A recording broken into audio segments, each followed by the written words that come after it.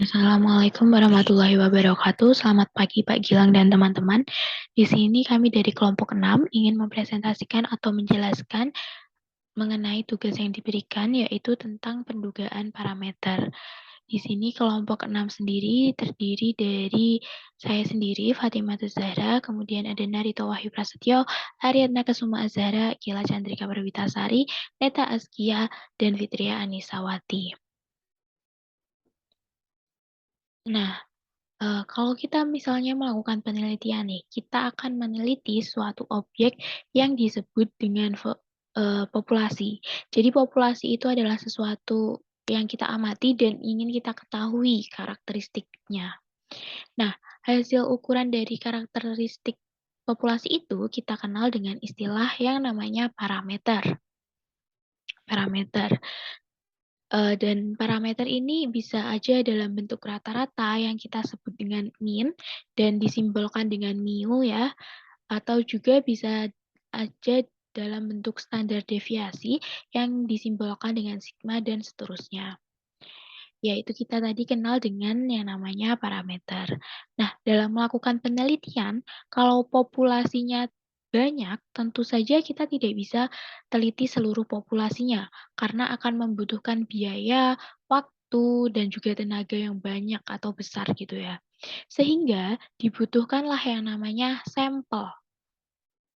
Ini sampel yang kita ambil dari populasi tersebut. Artinya, sampel yang kita pilih ini adalah bagian dari populasi yang karakteristiknya sama dengan populasi tadi. Nah, dalam pengambilan sampel tersebut, bisa aja sampel yang terpilih adalah sampel yang benar-benar mewakili karakteristik atau mewakili sifat-sifat yang dimiliki oleh populasi. Tapi, bisa juga nih sampel yang kita ambil itu ternyata tidak sama atau tidak mewakili karakteristik populasi yang kita amati. Misalnya populasinya ada 1000, terus kita ambil sampelnya sebesar 100 data aja yang kita peroleh, dan kita bisa hitung ukuran-ukuran dari sampel tersebut yang kita kenal istilahnya dengan statistik. Jadi, kalau di populasi namanya parameter, kalau di sampel namanya adalah statistik.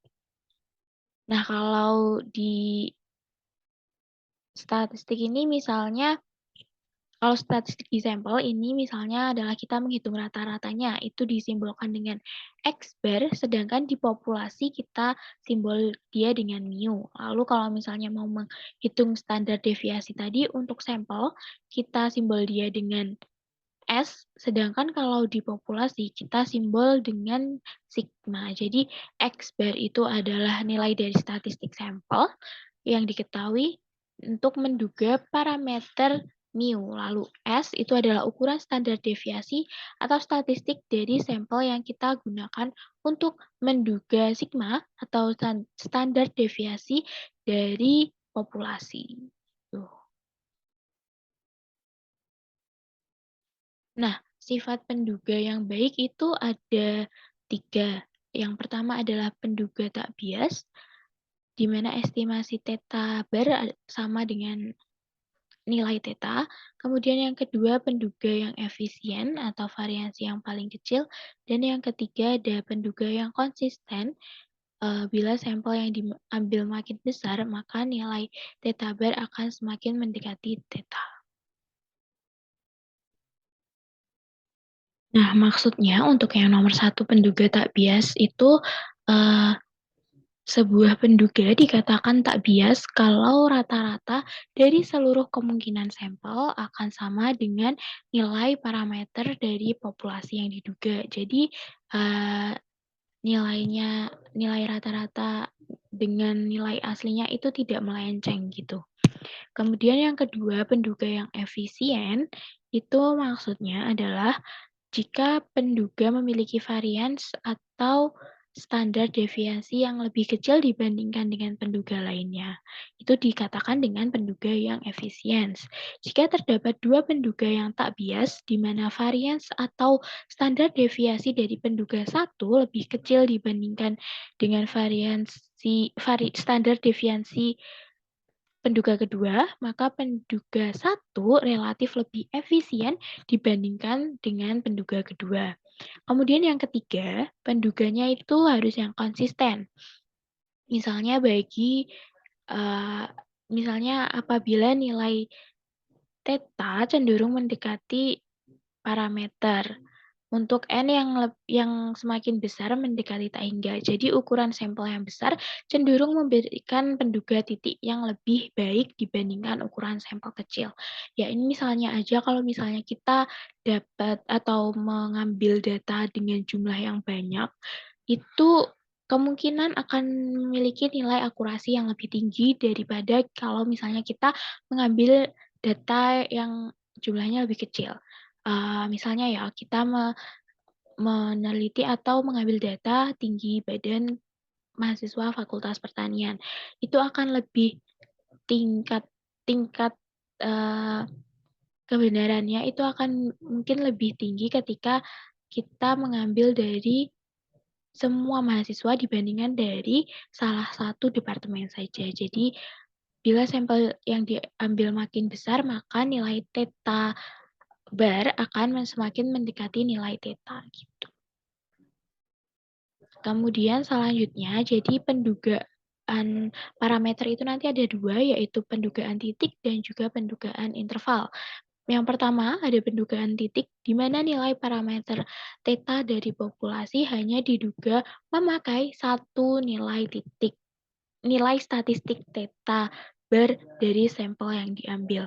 Nah, karena cuma memiliki satu nilai statistik, jadi kalau misalnya nilai parameternya cuma diambil 10. Jadi kalau misalnya 10,5, 9,5 itu juga dianggap salah.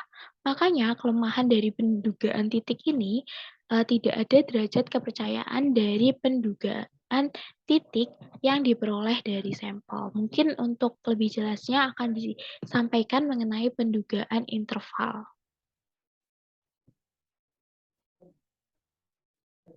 Di sini saya kira saya akan menjelaskan mengenai pengertian interval estimation.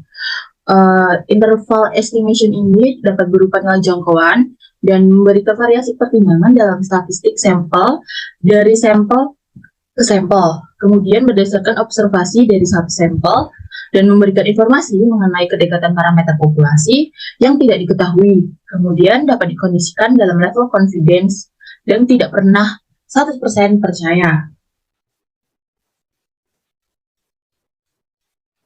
Kemudian, untuk mencari confidence interval untuk mu, diketahui standar deviasi, dapat diasumsikan standar deviasi, populasi diketahui, populasi berdistribusi normal, jika diketahui populasi tidak normal, maka gunakan sampel yang besar, dan estimation confidence interval dapat dirumuskan sebagai berikut, yaitu X bar minus Z alpha per 2 standar deviasi per akar N kurang dari mu kurang dari X bar plus Z alpha per 2 standar deviasi dibagi akar N. Selanjutnya akan dijelaskan oleh teman saya. Untuk pembahasannya selanjutnya yaitu mengenai elemen estimasi confidence interval. Elemen estimasi confidence interval ini dibagi menjadi 3. Yang pertama yaitu level confidence atau tingkat kepercayaan. Kepercayaan dalam interval yang berisi parameter populasi tak diketahui. Yang kedua ada presisi atau jangkauan. Kedekatan pada parameter yang tidak diketahui. Yang ketiga ada biaya. Biaya ini digunakan untuk menentukan ukuran sampel. Selanjutnya, level confidence ditentukan dengan nilai 100 dalam kurung 1 min alpha persen. Interpretasi frekuensi relatif. Dalam proses yang lama, dari semua confidence interval yang dapat dibangun akan berisi parameter yang tidak diketahui. Interval tertentu, baik yang berisi parameter maupun yang tidak berisi parameter. Hal ini bermakna tidak ada probabilitas yang terlibat dalam interval tertentu. Selanjutnya, ada kurva dari distribusi sampling dari mean atau rata-rata yang dapat dilihat pada gambar tersebut. Baik, selanjutnya adalah confidence interval untuk mu ketika standar deviasinya tidak diketahui. Terdapat beberapa poin. Poin yang pertama yaitu terdapat beberapa asumsi. Yang pertama, standar deviasi dari populasinya tidak diketahui. Yang kedua, populasinya berdistribusi secara normal. Dan yang ketiga, jika populasi tidak normal, menggunakan sampel yang lebih besar. Lalu poin selanjutnya yaitu menggunakan distribusi T, di mana dirumuskan yaitu X bar plus minus T dikali S dibagi akar dari N. Yang poin ketiga yaitu estimasi confidence interval, di mana dirumuskan yaitu mu lebih besar sama dengan X bar minus T alpha per 2 N minus 1 dikali S per akar dari N. Dan mu kurang dari sama dengan X bar plus T alpha per 2 N kurangi 1 dikali S dibagi akar dari N. Selanjutnya akan dijelaskan oleh rekan saya.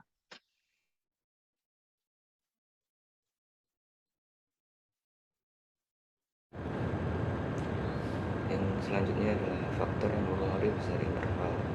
Besar interval dipengaruhi oleh 3 faktor. Yang pertama adalah varian data, yang kedua adalah ukuran sampel varian, dan yang ketiga adalah level confidence. Next, nilai confidence interval.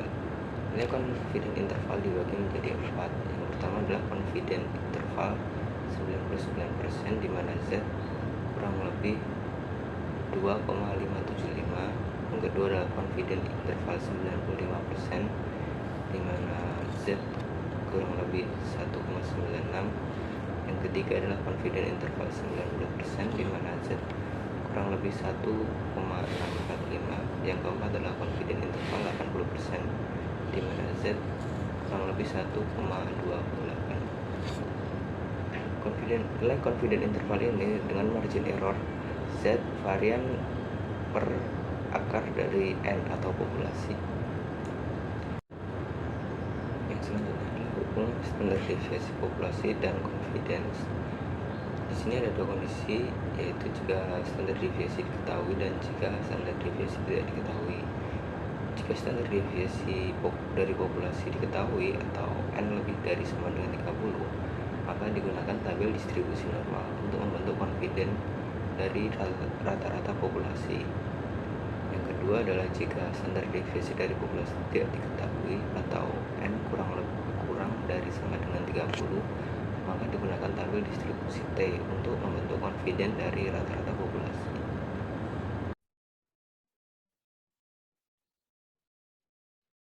Halo, saya Ariatma akan melanjutkan presentasi bagian akhir, yaitu tentang estimasi confidence interval untuk proporsi. Nah, untuk membuat tingkat kepercayaan terhadap proporsi, kita perlu memenuhi beberapa asumsi gitu. Nah, asumsi yang pertama yaitu tentang kondisi binomial terpenuhi. Kondisi tersebut antara lain, yang pertama, data sampel merupakan hasil dari perhitungan. Yang kedua, hanya akan terdapat 2 kemungkinan hasil. Yang ketiga, probabilitas keberhasilan tetap sama dari satu percobaan ke percobaan berikutnya. Nah, untuk yang keempat, percobaan-percobaannya saling bebas. Dalam hal ini, berarti hasil pada suatu percobaan tidak akan mempengaruhi hasil dari percobaan lainnya gitu. Nah, untuk asumsi yang kedua yaitu nilai NP dan N1 min P itu lebih besar atau sama dengan 5. Nah, kondisi ini memungkinkan kita untuk menggunakan teorema limit tengah dan menerapkan distribusi nominal baku yaitu Z untuk mencapai suatu interval kemungkinan. Nah, di sini kita bisa melihat ada 2 rumus, yaitu tentang sample proportion dan juga confidence interval for a proportion. Nah, untuk yang sample proportion sendiri, dia dilambangkan dengan huruf P kecil sama dengan X per N, atau jumlah item proporsi dibagi dengan jumlah seluruh item. Nah, setelah kita menemukan sampel proportionnya, kita bisa mencari confidence interval for a population proportion, di mana rumusnya adalah P plus minus Z. Z itu adalah interval kepercayaan. Biasanya interval kepercayaan itu sekitar 95% atau 1,96 untuk uji dua pihak dan juga 1,645 untuk uji satu pihak. Nah, nanti langsung diakarin P1 min P per N. Nah, seperti itu.